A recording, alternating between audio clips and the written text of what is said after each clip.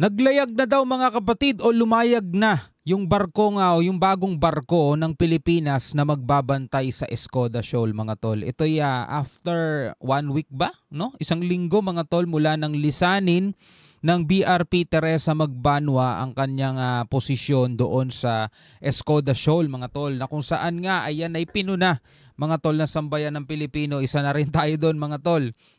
At nagkaroon ng mga agam-agam na kung makakabalik pa ba tayo dyan matapos nating lisanin. Dahil alam naman natin sobrang bantay sarado yan mga tol ng China, na ang katunayan nga niyan mga tol, na gutom yung mga mga PCG natin na sakay ng Magbanwa dahil hinaharang ng China ang mga resupply mission natin dyan mga tol. Diba? Kaya matinding tanong makakabalik pa ba tayo dyan mga tol? Well, etong balitang to na panonoorin natin mula sa News 5 Everywhere, hindi pa naman nakakabalik, no? Pero meron na daw barko o bagong barko ng Pilipinas na magbabantay sa Escoda Shoal ang naglayag na o lumayag na mga tol. Yan ayon dito sa News 5 Everywhere mga tol. Ayan lumayag na. So yan ang ating aalamin, bibigyan natin to ng reaction video. Syempre, bilang Pilipino, mga tol, may pakialam tayo rito, di ba? Ito'y walang kinalaman sa kahit na anong politika o kung ano man ang kulay mo sa politiko. Wala tayong pakialam dyan mga kapatid. Ito'y para sa mga Pilipino. Kung ikaw ay Pilipino, isa lang ang lahi natin mga tol. Dapat iisa lang ang ating ipinaglalaban, di ba? So wag na natin patagalin pa. Total, wala na rin naman tayong hinihintay na. Panoorin na natin to mga tol. Nagpadala na ng bagong barko ang Pilipinas para magbantay sa Escoda Shoal sa West Philippine Sea.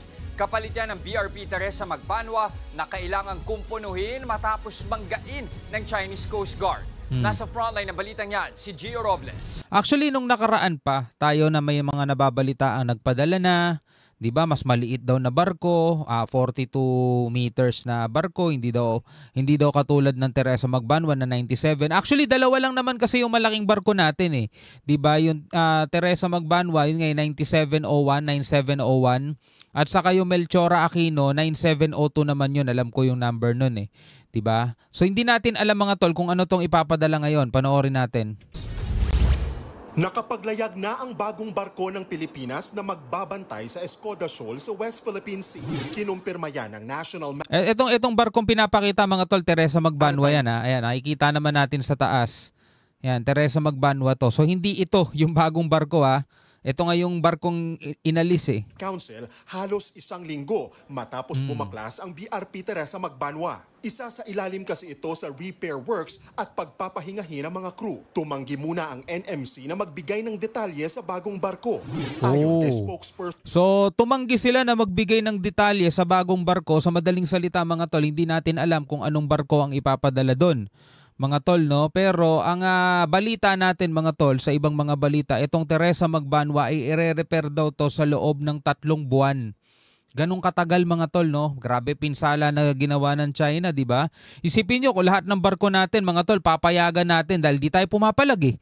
Diba? Isipin nyo kung lahat ng mga barkong ipapadala natin dyan, o hindi lang sa Escoda Shoal mga tol, sa lahat ng bahagi ng West Philippine Sea. Kung lahat ng mga barko natin, Coast Guard man yan o BFAR mga to, lahat yan ay biglang banggain ng China, butasin nila.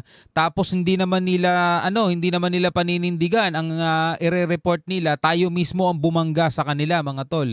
Imagine nyo, doon pa lang sa logic na mga kapatid na pag binangga natin sila at nabutas tayo mismo mamomoblema dahil 3 buwan niyang ire-repair eh. Eh di mauubos yung barko natin mga tol, wala na tayong gagamitin dyan. Diba? Doon pa lang alam mo na nagsisinungaling ang China mga tol eh. Diba? Tayo bumangga tas tayo nabutasan ng barko. Ang tindi nun mga tol. Tas tayo pa mamumblema ngayon na wala tayong barko. Diba? 3 buwan. Ganong katagal. Tagal na reparan nun. Manggi muna ang NMC na magbigay ng detalye sa bagong barko. Ayon kay spokesperson Alex Lopez, bahagi ito ng bagong estratehiya ng gobyerno. Anong estratehiya? But ang pinaka-importante dito, again, agam-agam ng ating mga kababayan, bakit walang kapalit? Meron tayong kapalit. Okay, meron daw kapalit. Ayun na, nililinaw nila mga tol para maibsan yung mga agam-agam na mga mamamayan. Kasi yan naman talaga pagkakamali nila eh. 'Di ba? Umalis yung Magbanwa ng walang kapalit. So talaga magkakaroon ng agam-agam ang mga mamamayang Pilipino. Pero eto, hindi nila bibigyan o hindi niya sasabihin, sabi ni Yusek Alex Lopez, spokesperson ng National Maritime Council o NMC. Hindi niya daw sasabihin kung isang Coast Guard vessel o Philippine Navy vessel, di ba? Hindi niya sasabihin mga tol. Pero siguro warship na lang talaga yung ipagbantayin dyan, no? Navy na lang. No? Ng mga kababayan, bakit walang kapalit? Meron tayong kapalit. At ang isa sa mga importanteng bagay, alam natin mga tol, na hindi isinuko ng Pilipinas ang Escoda Shoal. 'Di ba? Hindi tulad ng naratibo ng China na sumuko na ang Pilipinas, 'di ba? Sumuko ang Pilipinas dahil nagutom. So no choice na mga tol, hindi na siguro maihintay yung next 24 hours o pagdating ng kapalit na barko. Biruin mo, 1 linggo mga tol bago naglayag yung kapalit na barko. Kaso wala nang ang makakain 'di ba? Wala nang makakain mga tol. Hindi na nila mahihintay pa yung 1 linggo na yon, kaya umalis na sila doon kaysa mamatay sila sa gutom, di ba? Hirap din naman nun para sa mga crew. Bilang tugon naman sa kakulangan ng mga barko ng Pilipinas, suportado ni Lopez ang panukala ni Senator Francis Tolentino na umarkila muna ng mga barko sa ibang bansa. Grabe no, ganun tayo kahirap mga tol. Arkila muna tayo. 'Di ba? Kasi kung gagawa tayo ng mga bagong barko, mas magastos, mas matagal ata no? Mas matagal. Well, gastos din naman yung pag-arkila, may bayad 'yan eh. Pero biruin mo no, ngayon tayo naghahabol na makagawa ng maraming barko samantalang meron naman pala tayo pagawaan.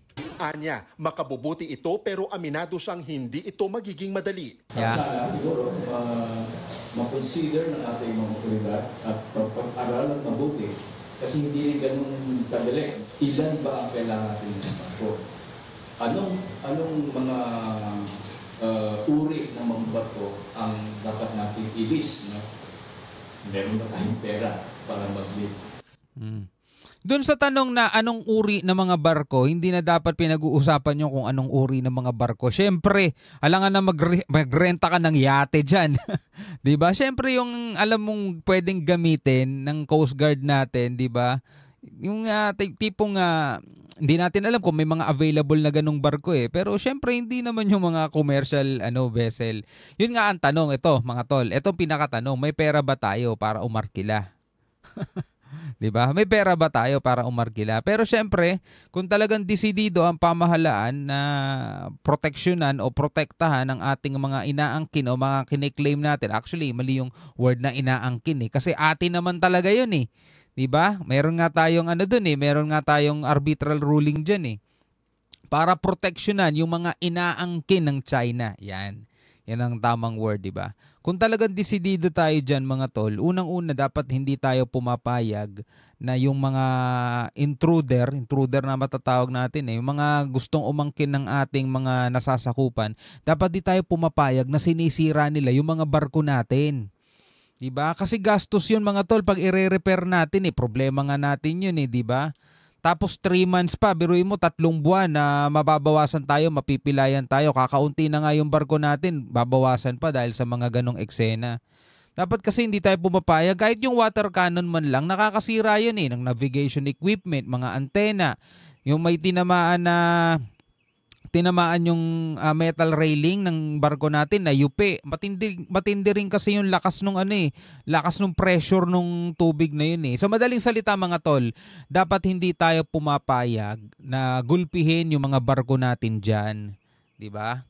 Tapos pagkatapos nilang butasin, ayaw naman nila panindigan. Ang sasabihin nila tayo daw ang bumangga sa kanila, 'di ba? Di sana sila ang butas kung tayo bumangga sa kanila. Matipid din sa detalye ang Philippine Coast Guard tungkol sa bagong barko sa Escoda Shoal. Pero ayon kay PCG Commandant Admiral Ronnie Hill Gavan, naging mapayapa ang paglalayag nito. Wala namang report na may mga adverse situations on the ground. Pero ngayon mga tol nananatiling pahayag pa rin yan. 'Di ba? Hanggat hindi natin mismo nakikita, nabivideo napipicture na yung barkong pinadala nila nakapwesto na doon sa Escoda Shoal mga tol. Diba? Kasi madaling sabihin na naglayag na eh. Nagpaalis na, umalis na yung barko eh. Anong barko? Oh, hindi namin sasabihin kung anong barko.